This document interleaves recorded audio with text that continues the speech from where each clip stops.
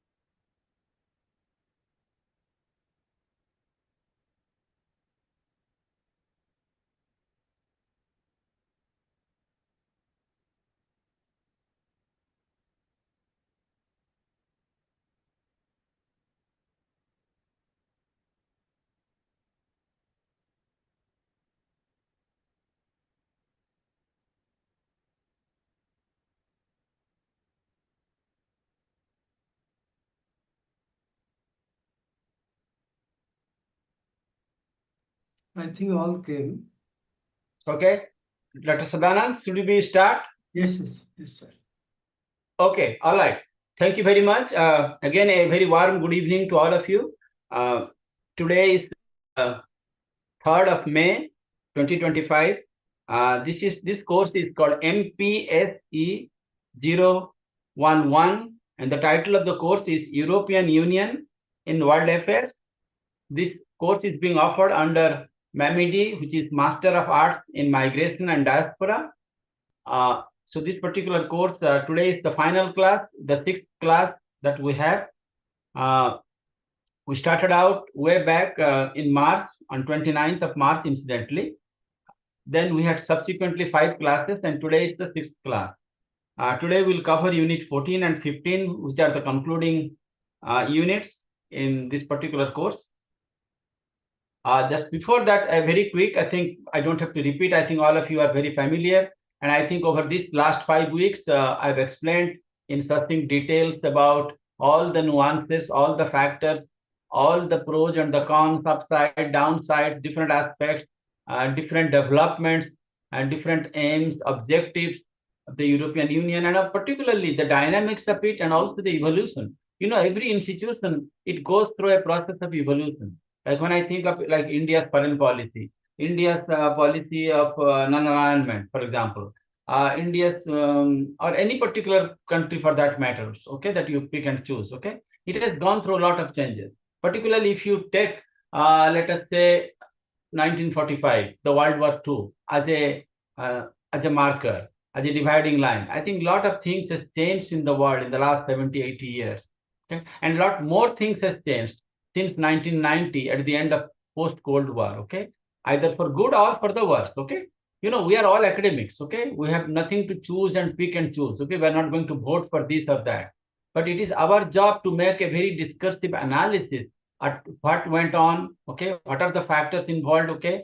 Are there any lessons we can learn from that, okay? In terms of the leaders, in terms of citizenry, in terms of in terms of the accumulating knowledge, okay, things like that, okay. So I think in that context, I think European Union, how it has been shaped in the last 40, 50 years that has been in existence, okay, good or bad or whatever it is, okay, and how it has changed or how it has been transformed. What are the things they can learn from us, from other organizations, other institutions, and what we can learn from them, okay? Maybe they did something right, maybe they didn't do something right, okay? So I think it's a learning process from both sides. Unit 1, for example, very quickly, I talked about history and evolution. I talked many, many times about how it was created in 1st November 1993. with a very small population. Comparatively, if you see, in 2024, it was like 45 crores of rupees with 27 European countries. Common currency they developed, which is a big trump card they had, euro. Common visa they had, Schengen visa. You can have a visa for a particular EU country, and based on that, you can travel to any EU countries. EU customs union, major powers, they have got very good interactive relationship, a proactive relationship with literally all countries in the world, major countries, middle powers, small powers in the United States, to China, to Russia, to Southeast Asia, East Asia, Central Asia, Africa, to all the South Asia, all different parts. Okay, the members, EU is a member of number of organizations, in particularly G7 group of countries and also G20. Okay, they have also been very strong lately in terms of the power quotient, the way we understand in international relations, in international politics, particularly hard power and soft power. Okay, and that translates into movies, into food, literature, cultural artifacts, museums, sports, diaspora, literature, education, cinema. Education, I have given you examples how they provide a lot of scholarships and fellowships. For example, if any one of you are interested to visit European countries, top universities in Europe, I know there is a process called Erasmus Mundus program that is very liberal. A lot of our students, they take advantage of that. Okay. So if you are interested and if you would like to know more information about it, maybe someday you can send an email to me or you can contact me, okay, through Dr. Sadanand. So we'll be happy to provide you whatever information is required, okay? By the way, those people who live in Delhi, there is a EU office also. You can send email to them or you can contact them. They can provide you some information. It's based on merit, so you provide all the basic information and they will be happy to provide that. Democracy, and lately, as you know, in the last 3 years, the issues of Ukraine and the enlargement of the NATO issue, North Atlantic Alliance, that has been a big issue and a dividing line, particularly coming up of the Donald Trump for the second time as the president of the United States. The tariff issue has been a big issue, again by the United States. Lately, as you know, Trump has been trying to impose heavy tariffs literally on all countries in the world, and that has its implication and ramification on the economy of these countries. Not all European Union countries are alike. Some countries are more developed. For example, France, Germany, etc., Spain, Italy. Some countries are less developed. You take Slovakia, you take Romania, you take Bulgaria, particularly some of those former East European countries. So they have a lot of things to catch up. Okay. So it did affect and is affecting a lot of these countries in terms of the tariff, in terms of the economy, in terms of the inflation, and many other things. Okay. I mean, outwardly, you can try to make in an artificial way a homogeneous structure, but internally, there is a lot of diversity, lot of heterogeneity. Okay. And it is very important for the EU as an organization to bridge all this cultural divide, this economic divide, okay, those kind of things. Most of the people in EU are Christians, about 71%. And among the Christians, the Catholics are the dominant group, which is 45%. 9.6%, 11% people are Protestant faith, 9.6%. This is, I'm giving a statistics from last year of 2024. 9.6 Eastern Orthodox, 24% people have declared no religion. Okay. Unit 2 quickly, we talked about theories of integration, federalism, new realism, based on power, national interest, survival, self-help, okay, anarchic societies, etc. Confederation, interdependence model, functionalist model. So I think basically different European Union countries, they follow different models of different shapes and sizes, okay, and they try to coexist with one another. In Unit 2, we talk about different institutions of EU, European Council, the Council of Ministries, the European Commission, the European Court, the European Customs Union, and how the different ministries, they take charge of individual ministries, for example, general affairs, external affairs, economic, financial affairs, justice, home affairs, employment, social policy, telecommunication, transport industry, energy, agriculture, fishery, you name it. I mean, just like in our country, for example, India here, okay, we have got so many departments, so many portfolios distributed among so many ministers, and each one of them, they take care of their individual domain, okay, skill development, highways, constructions, railways, information technologies, okay, so on and so forth, okay.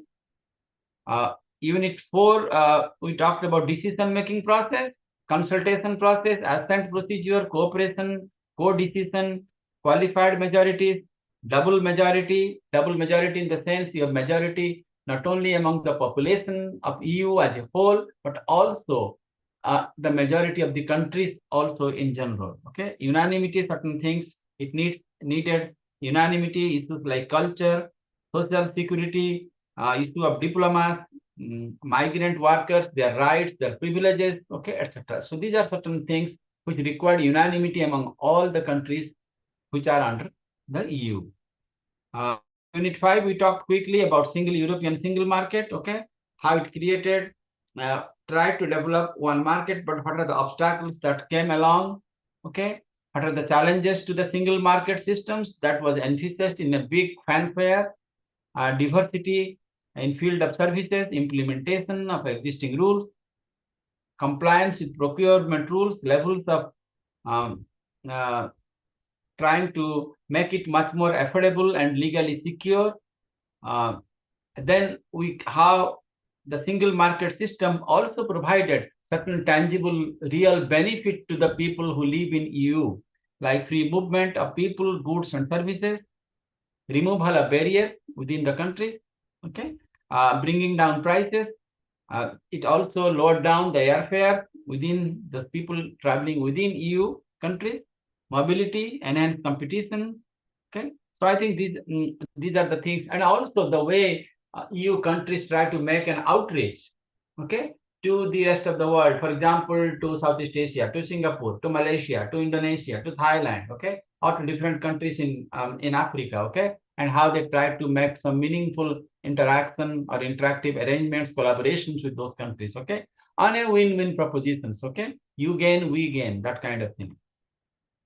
So that is 5. Number 6, we talk about the important treaties, Amsterdam Treaty, nice treaties, etc. But most important treaty is the Maastricht treaties, okay, that talk about certain new format and also new provisions that are being embedded. And I think most of the things you see today in EU is basically a continuation of the Maastricht Treaty that was followed, and how the ratification procedure was being ratified, etc., etc. In Unit 7, we talk about economic and monetary unions, how different uh, individual economy they were trying to merge in amalgate into one single entity, and that led to some real movement in terms of the economic integration. For example, the free trade agreement, customs union, common market, economic union, and the ultimate goal is a vision is hopefully there will be a political union of some sorts. Then I told you at the beginning that how euro was conceived, okay, and euro also brought about a lot of benefits to these European countries. It created a level playing field. It made Europe much more competitive and dynamic. Now Europe also has got a hard currency that's just like American dollar or like Chinese yuan, etc. Okay, so they can compete evenly in the international monetary market. Okay, to make a stable currency, to create more economic growth in a more diversified way. But also there are some critics who said, although euro has got a lot of advantages, but it also eroded, it also compromised certain amounts of national sovereignty, because each country under individual currency, they had their power to raise the interest rate or lower the interest rate or devalue it. For example, I'm not again going to make any value judgment. Like in India a couple of years ago, if you remember, our prime minister, he declared demonetization. Okay, I think the whole idea was there is a lot of black money, unaccounted money, okay, which is being floating around. Okay, so that was the idea. Okay, so suddenly overnight he decided this, and this was done many years, decades ago by then Prime Minister Mrs. Indira Gandhi also. So again, I'm not going to go into the merit of this case, but all I'm saying is each country has the right. And India, our currency is called rupee. Okay. So currently, for example, you don't have any 5,000 rupees, 2,000 rupees currency. All you have got is 500 rupees, 200, 100, 50, 20, 10. Okay. But if tomorrow, let us say, government of India, I have seen in my own eyes when I was a child, Indian currency in the denomination of 10,000 rupees. I've seen it. Okay. Today we don't have a single note of the value of 10,000. Okay. So things are different. Okay. But each country does have the power. The Reserve Bank of India, they decide what is good for the country. They have a set of advisors and they discuss with the relevant stakeholders in the government of India and the different decision makers, etc., etc. So to that extent, you can argue that euro took away some of those rights. But on the broader side, you can say that it provided much more benefit than the downside that you can come across. Okay. Also, I think we talk about the different European Union and India, how different countries. India also had a meaningful interaction with Europe, although in comparison with, for example, with USA or with Russia, with other countries. But don't forget one thing, India also has got very strong, vibrant, resilient financial, economic relationship with certain individual EU countries, India, Germany, India, France, India, Italy, India, Spain. That's why you see our Prime Minister, our President, just the other day, I think our President Murmu, he visited Portugal, okay? Our Prime Minister, he goes around throughout the year to many different countries, including some important countries in Europe. Okay. So the whole idea is to also forge good economic partnership, which is going to be good for our economy, both in the short term as well as in the long term. And vice versa. It also helps them to diversify, to widen their net. Okay. Unit 8, we talk about how the different member states, particularly big countries like Germany and France, how they try to integrate and to what extent it helps them.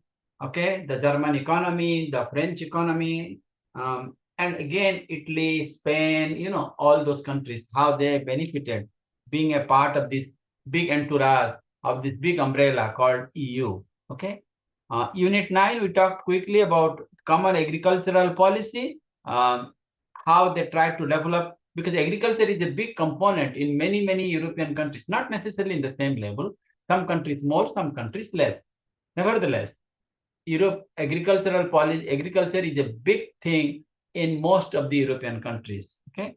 And the key actors are Agricultural Council, Agricultural Commission, the National Administration, etc. There are also some um, reforms that has been done as part of the common agricultural policy, single farm payment, a strengthened rural development policy, enlargement was done. WTO was also involved to raise the minimum support prices, etc., etc. So that was number 8, number 9. Unit number 10, we talk about common foreign and security policy in the domain of foreign policy and security policy. And again, since 1990, since the end of Cold War, we have issues like the Gulf War, the first Gulf War of 91. We have got the Iraq War, 2003. We have got the 9/11, the war on terrorism after the attack on World Trade Center on September 11, 2001, war on Afghanistan, plus many, many terrorist attacks in Spain, in Indonesia, many parts of the world, okay, in Somalia, many places, okay. And those have also affected the European Union one way or the other. So sometimes you can say it is like a one step forward and three steps backward in terms of economic stagnation, etc., etc.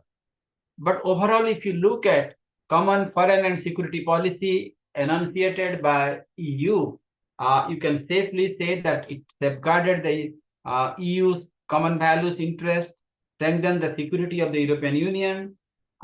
It basically preserved peace and strengthened international security, promote international cooperation, and again, within the boundaries of rule of law and respect for human rights. Those are very, very highly cherished in EU, the rule of law and the respect, and promotion of human rights.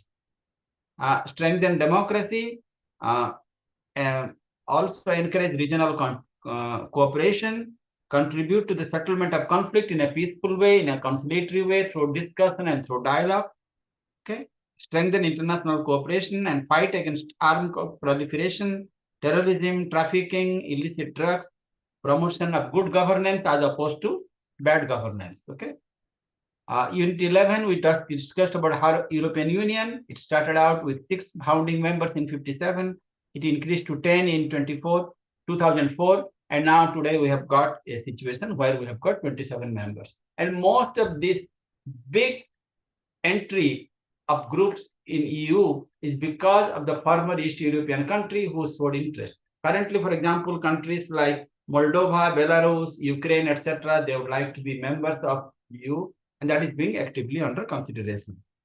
But also, you can argue the same way. There has been a lot of this geopolitical, geoeconomic, geostrategic objectives. For example, this ongoing war in Ukraine, that is putting a dampener whether we should take Ukraine or not, yes or no. So hopefully, once the Ukrainian crisis is over, okay, so maybe there will be a more robust discussion whether to admit Ukraine into the European Union fold or not. So that remains to be seen, okay. And also, I think there are issues like migration and refugees. There are issues like border conflict and border issues, etc. Economic challenges, bureaucracy is also another important issue. So, all of those issues that are very much there in all nation states, in all different countries, you also see that in EU. So, EU is not an exception. I also discussed to you about the two important things that UN has done, which also EU takes it very, very seriously, particularly the Millennium Development Goal, the 8 goals that was propounded by United Nations in the year 2000 with a target of 2015 year, eradicating poverty and hunger, achieving universal primary education, promoting gender equality, empowering women, reducing child mortality, improving maternal health, combating HIV/AIDS, malaria, and other diseases, communicable diseases, ensuring environmental sustainability, okay, developing a global partnership. So these are all parts of these 8 important markers under MDG, Millennium Development Goal, that was enunciated by United Nations in the year 2000 with a target date of 2015, which is already over. I think the good news is most of these things have already been realized by the individual countries, including the countries within EU, because they put a lot of primacy to all of these issues that I just outlined. If you go to SDG, Sustainable Development Goal, that was adopted by UN in 2015, and the agenda was to be fulfilled by the year 2030, which is still 5 years away. Today is what, 2025, okay? There are 17 goals under SDG, and again, EU is very much in consonance, very much in agreement and in convergence with all the SDG goals, Sustainable Development Goals.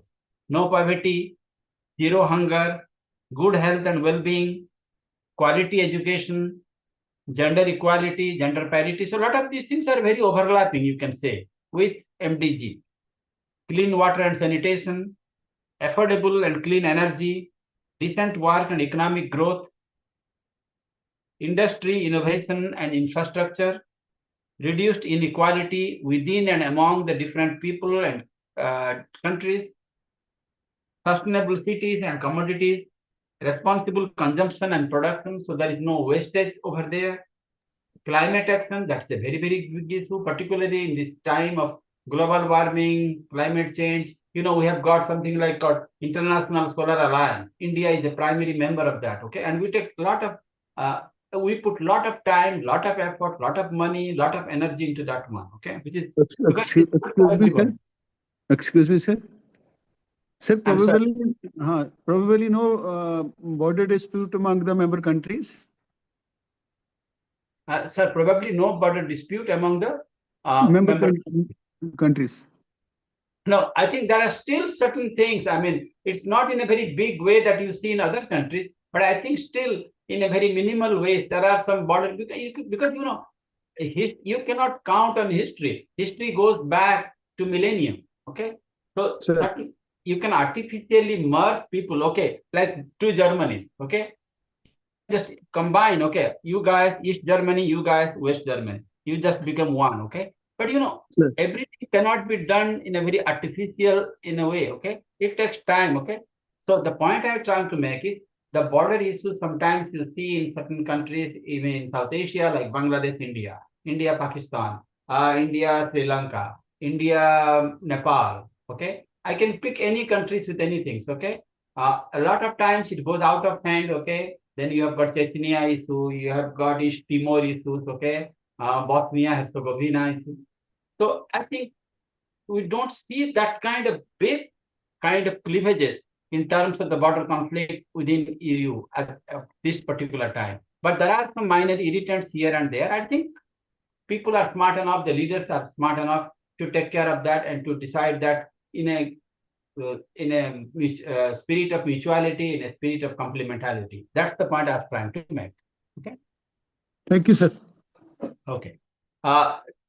Unit 14, globalization, WTO. So globalization, we talk about global warming, climate change, environmental degradations, depletion of the natural resources. A lot of these things that I'm talking about, ecosystem losses, poverty, hunger, pandemics, this is nothing to do with country A or B or C, X, Y, or Z. This applies to any country. Particularly in this globalized world, everything is interconnected.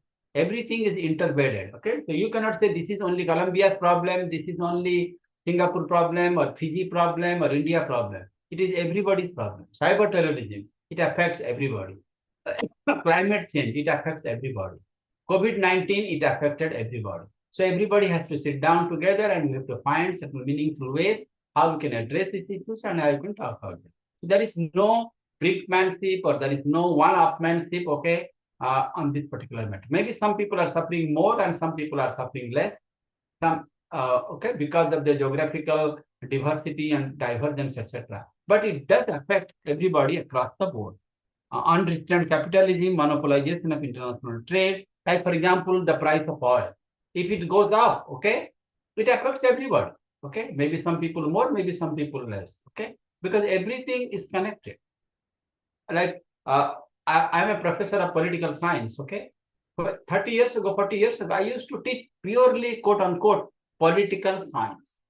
Okay, what matters to me. Okay, I never delve into economics or sociology. But today, I'm talking a lot of things which are interdisciplinary, which are multidisciplinary, which are cross-disciplinary. Okay, it cuts across everything. Okay, I talk about ethnicity, talk about tribes. Okay, talk about diaspora. Diaspora, if you look purely 40 years ago, it used to be a domain of sociology. But today, it is in the mainstream discourse. Everybody talks about diaspora. Our prime minister talks about diaspora. We all talk about diaspora. Okay, economics, because it is connected with literally all the things. Okay, all the disciplines, sub-disciplines that we talk about. And whatever important decisions are being taken, it does affect everybody. That's why everybody is an important stakeholder on all of these issues. So today we talk about not just political science per se, we say political economy, political history, political sociology, okay, political psychology, what kind of leaders we are electing, what kind of impact it might have on X policy, Y policy, Z policy, etc., etc. So I think same thing on globalization, we talk in a much more broad, expansive way, not in a very narrowly focused or in a very parochial kind of ways. Okay, strive toward democracy. I mean, who can argue about democracy? But again, if you ask 5 people on the street in the world, you randomly pick up, and they will give you different interpretations. I mean, what is democracy? Okay, for me, if I can speak freely, I'm democracy. Okay, but is free means free? I can do anything, I can talk anything, I can write anything, or there is a caveat, there is a limit, or there is a restriction. And if there is so, is there a reasonable restriction? And again, if somebody asks me, what is reasonable? What is reasonable to you may not be reasonable to me. Okay. So like the other day, I was arguing with somebody that in India, we have a policy on nuclear deterrence. Okay. and we have a policy of credible deterrence. Okay, credible.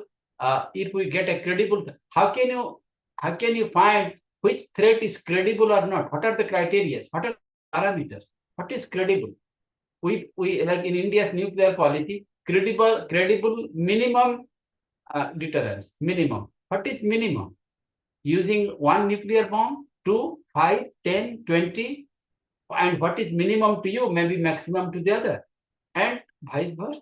So again, same debate can apply to globalization, okay, in everything, okay, whether it is global warming, climate change, environmental degradation, sustainable development, human rights, okay, international terrorism. Like some people say the other day, like one person's terrorist is other person's freedom fighter, okay, like Subhash Bose. I'm giving you one example.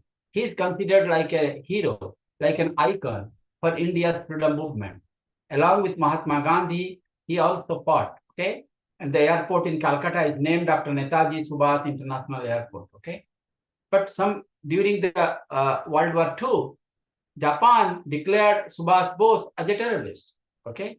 Nelson Mandela is considered as a hero in the post-apartheid, and he became the president, okay? But he was also considered a terrorist, okay? Ho Chi Minh was considered a terrorist by America when the Vietnam War was going on for a long, long time. But after Vietnam War ended, Ho Chi Minh became a hero. Okay? So it depends, I mean, how you define that kind of thing. It's very problematic in that particular. And again, the new things, data science, artificial intelligence, etc., I think those things are also very important. Another thing in globalization, I will tell you must be hearing globalization, which means global. Instead of self-dependency, you become interdependent on anything, on economy, on education, on trade, on investment, infrastructure, everything. Okay, everything is interconnected. Okay, communication. But also there is a term called globalization. Okay, you remember our Prime Minister Modi a couple of years ago, he said, let us be uh, vocal about local. Okay, vocal about local. That means he tried to promote the indigenous industries, the indigenous handicraft industries, okay, which is not a bad idea. I think it's a great idea. But how you try to blend the indigenous part of it, okay, made in India, make in India, skills India, Ayushman Bharat, okay, Khelo India, all those things, along with what is good in a global things, because you have to brand it also, so that we can sell. We can be Atmanirbhar Bharat. We can go for a Vikasit Bharat, okay, developed Bharat by 2047, which Prime Minister says is the part of Amrit Kal, because we will be completing 100 years, 1947 to 2047. So the thing is, then there is a new term called globalization. Maybe we need a hybrid form. Globalization, whatever good is that, combine it, take it out, plus localization. What is local? So you combine global with local, and people call it globalization. Okay. So you nourish all the indigenous industries, all the indigenous techniques, all the indigenous mechanisms. At the same time, you also keep and retain what is good under globalized things, okay? Because you get competition, okay? So for example, I mean, I'm telling you in a metaphoric sense, you have Coca-Cola, but you can also have Coca-Cola. You can have Pepsi-Cola. You can also have Double Seven, okay? The soft drinks, okay? You can have hamburger. You can also have Chole Bhature, okay? So is it possible that you can have a fusion kind of things? Okay, in terms of food, in terms of culture, in terms of education, in terms of economy, is it possible to blend both the things so that you can reap the benefits of both globalization and localization? So you don't, we ignore all the localized kind of things, okay? So you develop, you nourish, you champion the indigenous part of it, otherwise it will become endangered species, okay? That's why I always go to Delhi Haat, which is near here in INA market, and try to buy the handicraft things, okay? Because, unless we people buy those things, in a couple of years, everything will just wither away. Everything will go away. At the same time, we also go for the global brand. We go for Peter England, Louis Philippe, Zodiac, all those kind of things, okay? So I think it is possible to take the best of both globalization and localization. Also, I think in terms of the globalization, I think how it stressed social and economic relations, intensification of communication and linkages. And in this globalized world, like for example, if I type something on Twitter, which is now X, owned by Elon Musk, or Instagram or Facebook, everybody reads it. You get comments from everybody. Everything is well connected. Okay, you type something on WhatsApp, everything is read in real time. Okay, so everything is well connected. I'll tell you one personal experience. In early 1980s, when I went to USA, if I used to make a telephone call to India to my parents back here, okay, it used to take me 3-4 hours. I used to book it with AT&T, that was the telephone company. I have to tell them that I have to call such and such number in my hometown. This is the number. This is the name's person. Then they say, okay, please hang up the phone. Okay. Then after 3-4 hours, I will get a call that yes, your line is now connected. Please go ahead. Okay. And within 2-3 minutes, the line will get disconnected and I have to pay a huge amount of money. In those days, it was very, very expensive. But today, thanks to all the mobile phones, cell phones, all those kind of things, I mean, it is so easy. Okay. And communication has become, and it's also become very, very cheaper that way also.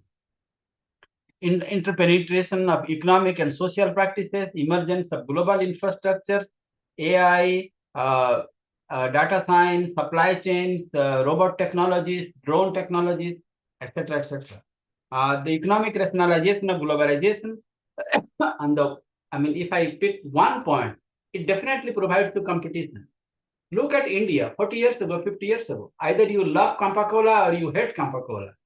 But now, if I go to the market, you have got Sony TV, Sanyo, National Panasonic, okay, hundreds of varieties of things with different price range, okay. I can pick and choose. So it provides you competition, and competition gives you a good quality product at an affordable prices. That was not there, okay. So in those days, 40 years ago, 50 years ago, 60 years ago, under the socialist economy, either you love it or leave it. So whatever things is available in the market, you have to take it because there is no second chance. There is no plan B in that respect, okay? Introduction of multilateral trading systems, emergence of new global systems. We have got now more multinational corporations, foreign affiliates, key players in financial systems. Multilateralism is the key in today's world. Then we have got this WTO that came in 1995. I'm not saying WTO solved all the problems overnight. What I am saying is WTO did provide at least a base, at least a platform where everybody can sit in, just like United Nations. They can air their views, they can share their views, the developed countries, developing countries, and underdeveloped countries, and also least developed countries, because all countries are not alike. Okay, apples are different than oranges.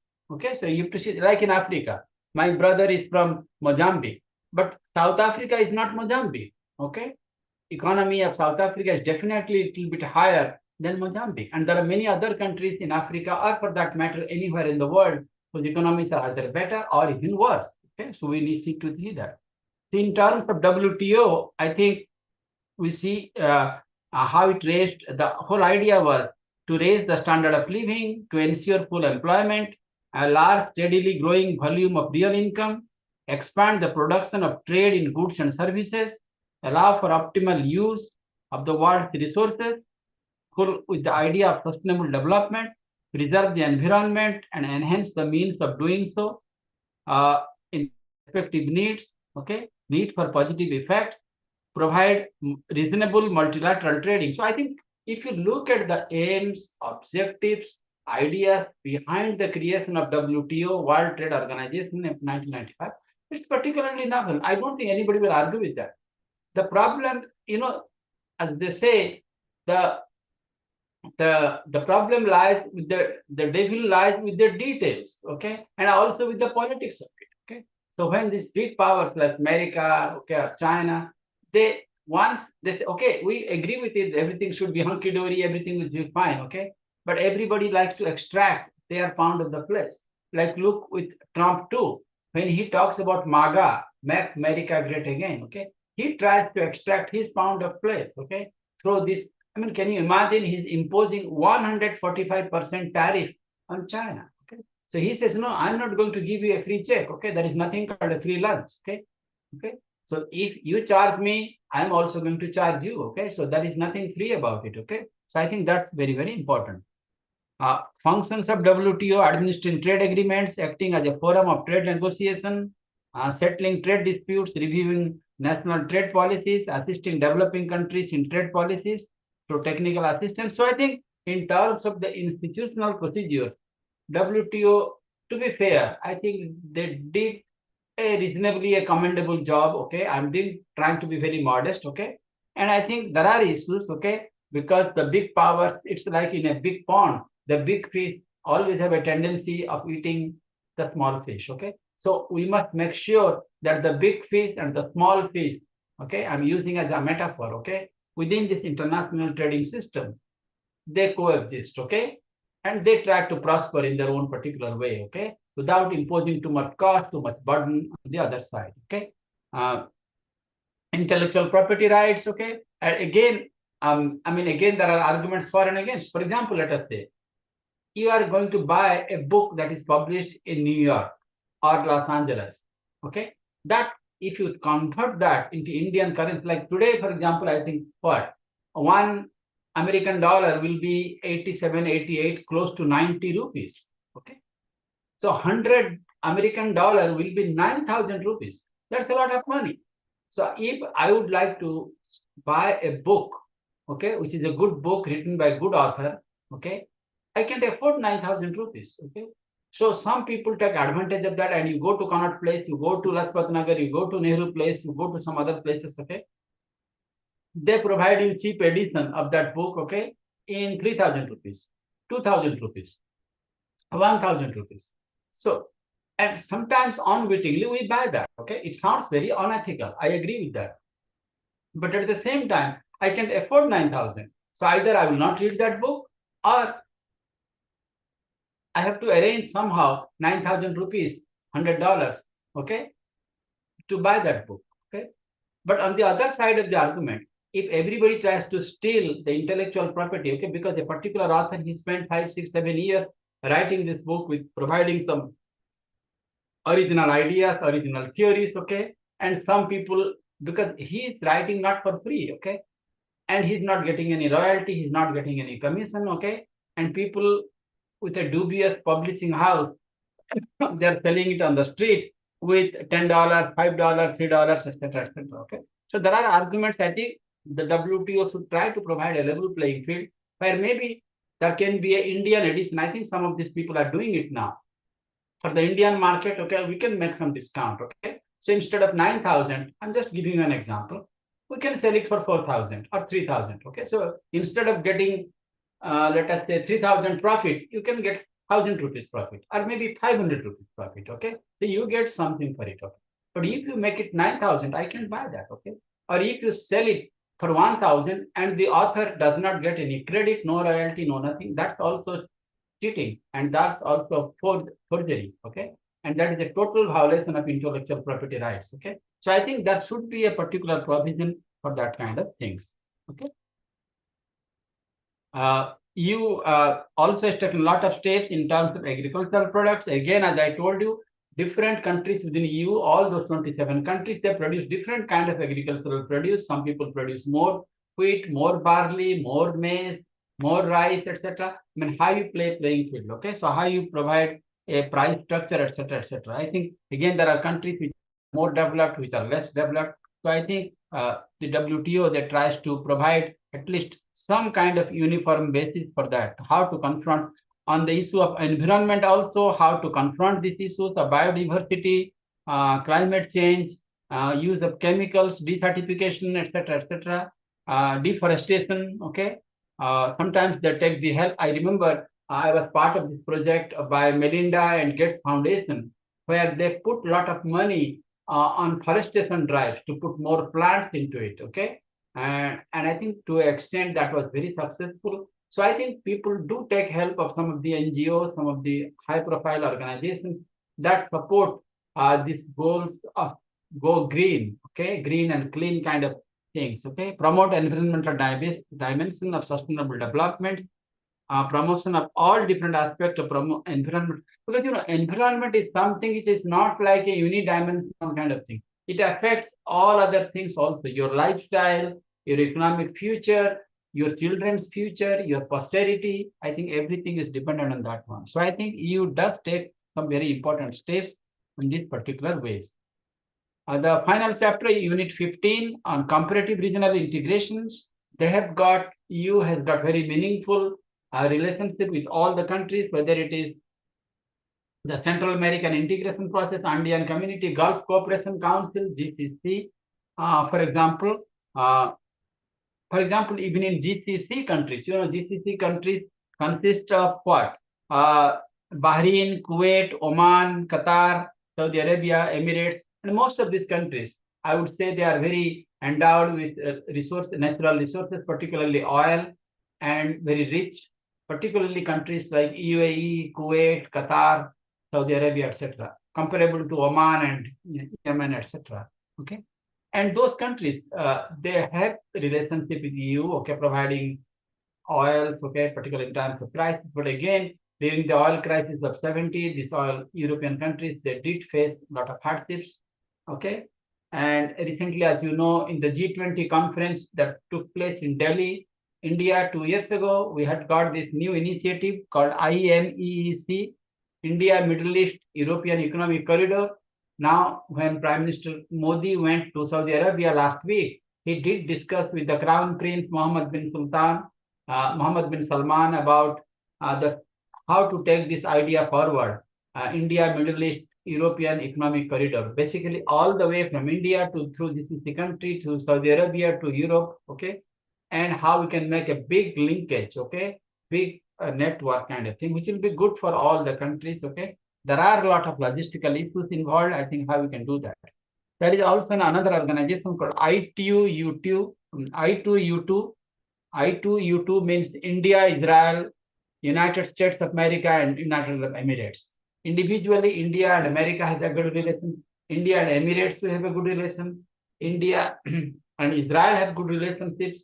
Okay. So India's foreign policy lately has not been zero sum. That if we have to be friend with A, we can't be friend with B. We can be friend with both A and B. And India, I think, is in a very vantage position because India has a good commercial diplomatic relation with both Palestinians and also Israel. Okay, our Prime Minister can pick up the phone and can speak to the Palestinian leadership. He can speak to the Israeli leadership. He can speak to the President of Russia, Mr. Putin. He can speak to President of Ukraine, Mr. Zelensky. Okay, not many people are privileged to do that. So I think India is in a very vintage position. And a lot of people say India is like a swing power. It can swing in one direction or the other. Okay. Again, when we talk about GCC countries, it did face some issues in the post-1990, in the post-Cold War era, particularly after the Gulf War of 1991, when Iraq attacked Kuwait and the fallout, the war took place.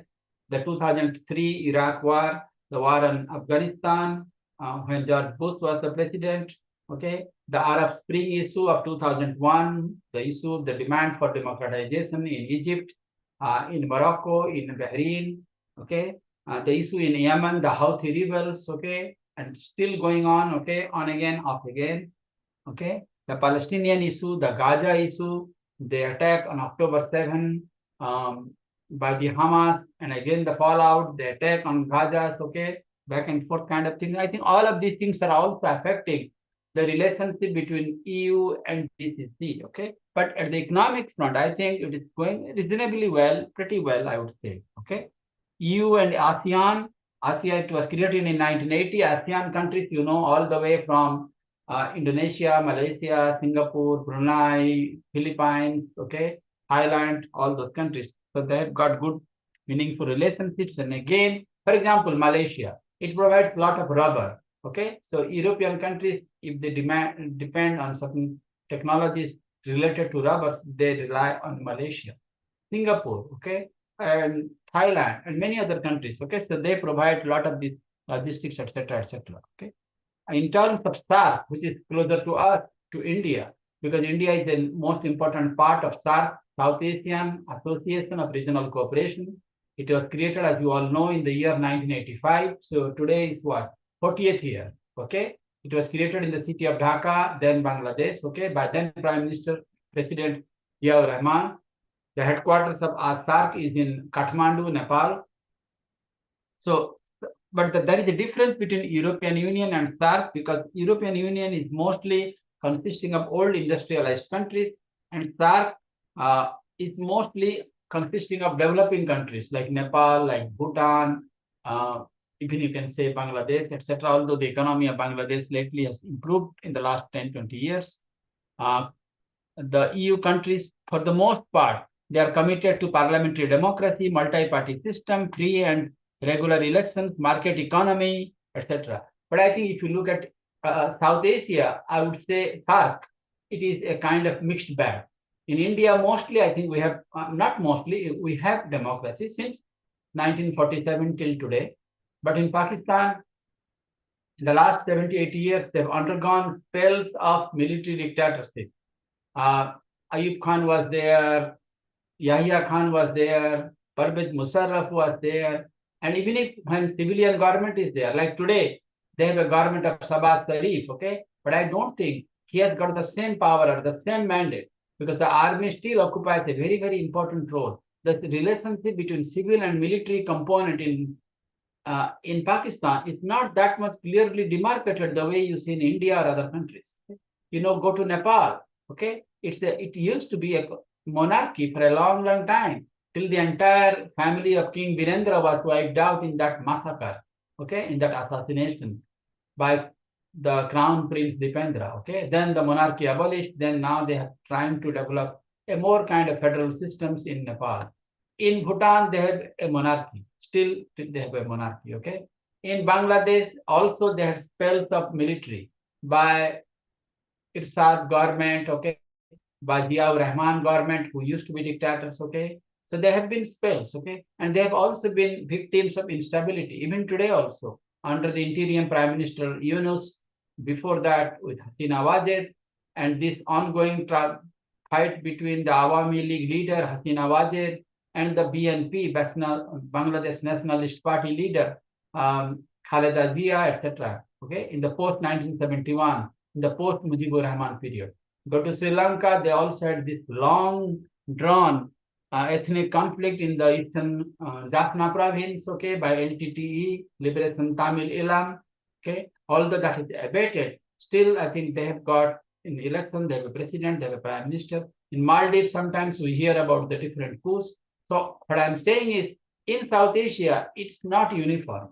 It is a diverse kind of regimes. Different people come at different times, different kind of mindset, different regimes, etc., etc. The motivations of regional integrations are always different. That is mostly political things, but here it is mostly security driven. Okay, the perception is different. The market forces, economic interest, public and private, also because they have come from a different backgrounds in different places. Okay, and if you include Afghanistan, that will even create much more heterogeneity. Afghanistan joined later on also as part of the SAARC group of countries also. And you have seen in Afghanistan how it has become a victims of terrorism, how it has undergone some of these ultra governments of the Taliban government in the 90s, and again, the current Taliban government also. And in between, we have got a lot of fragile governments, okay, Hamid Karzai and many other people, okay.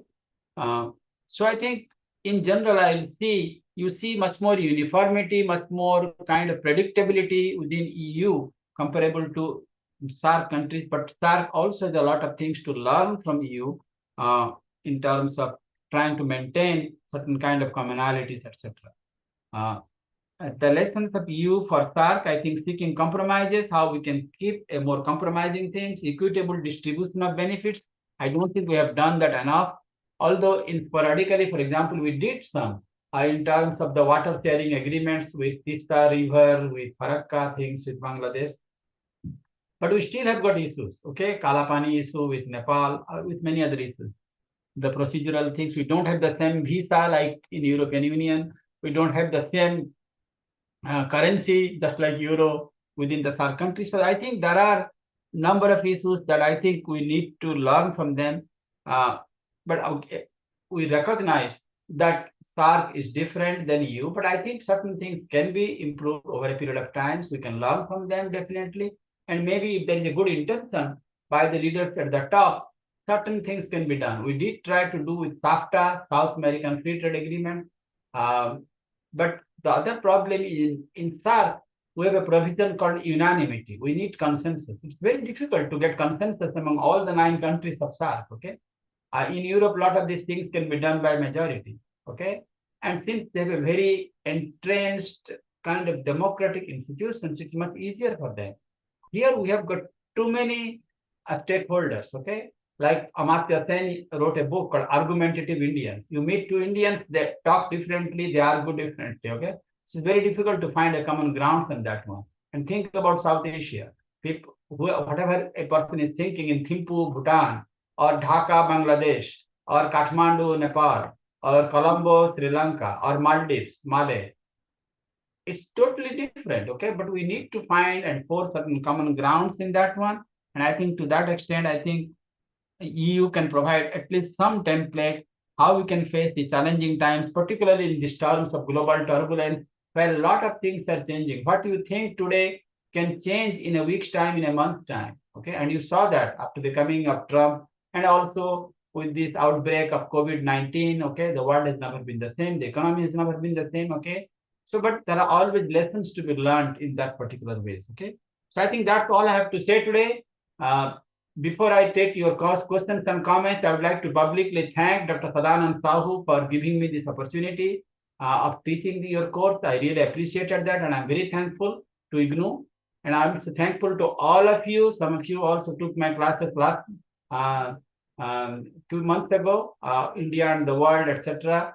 And I have learned a great deal from each of your comments, your input. I think those are very valuable. And again, please remember, in social science, it's like a building block, okay? You make a basement, first floor, second floor, third floor, fourth floor. Same thing like that. I learn from you, you learn from me. Even if it's a small thing, there's nothing called a small thing. Everything is a big thing. And we try to knit together all those things together. And I think together we win with new ideas, new innovations, new technologies, new mindset, and also in new openness kind of things. I think that really helps. Because if you close it within a closely kind of border, I think you cannot learn too much, you cannot grow too much, because the whole world is changing. There is a lot of geopolitical churning, geoeconomic things are going on. So you cannot just sit down and you can say that this is the right way, okay, my way or the highway. That kind of approach cannot go in today's contemporary world, okay? So all I would request you is, no matter whichever field are you in, okay, always try to improvise, always try to learn, always try to grow, always look for opportunities, and always look for new things, what you can contribute to the society, to the community, to the institution, okay, to the job that you are doing, okay, and anything different that you can bring to the tables, okay. So there is nothing naive about it, okay. So when I was teaching to the students, I used to always listen to the people, and I always used to encourage everybody to come up with their ideas, okay. So maybe we can make a big, nice, beautiful structure, okay. And hopefully that will be a good thing and a win-win proposition for everyone, okay. Any comments, any queries, any final thoughts about this particular course? I really enjoyed teaching all of you. You have been so nice to me, and I really appreciate that. Thank you. Any questions, any quick comments?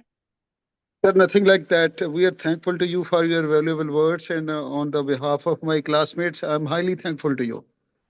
Okay. Thanks a lot. Thank you very much. Enjoy the evenings. Okay. Again, I'll see you tomorrow for my class on Canada. Thank you so much. Thank you. Please enjoy. Thank you. Thank you, Thank you sir. so much. Thank you. Thank you. Thank you. Thank you.